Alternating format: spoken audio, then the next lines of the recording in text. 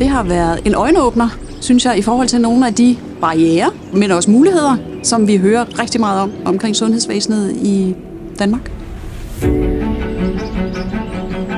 I dag foregår der det, at vi har præsenteret vores initiativ, hvad vi har afprøvet tværsektorielt igennem de sidste, hvad bliver det, 8-9 måneder. Vores initiativ går ud på et samarbejde mellem Køge Sygehus og Køge Kommune for at afprøve videokonsultationer i forbindelse med udskrivelsen for at inddrage både borgeren og det borgernære personale.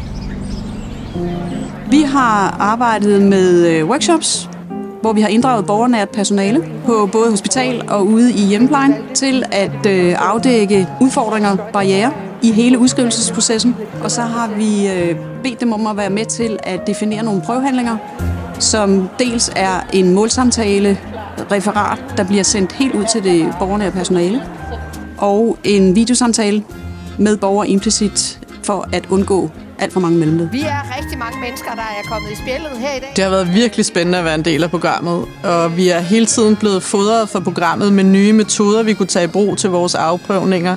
De har givet os redskaber, vi kunne have med. Blandt andet har vi brugt et driver-diagram, som har været en stor del af vores initiativ.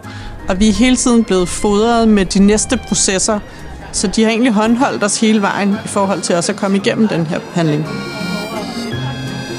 Vi håber, at det her er med til at give lidt skub i måde, at man oftere inddrager borgerne direkte i det tværfaglige samarbejde, og også at man inddrager det personale, som arbejder tættest på borgerne i hverdagen. Nu når programmet er slut, så skal jeg i hvert fald hjemme i min egen organisation arbejde videre med noget af det, som vi internt kan arbejde med. Og jeg kommer helt sikkert også til i fremtiden at række ud til nogle af dem, jeg har arbejdet sammen med. Og jeg kommer helt sikkert til ikke at vente på en forandring, men være med til at skabe den. For den god til det der.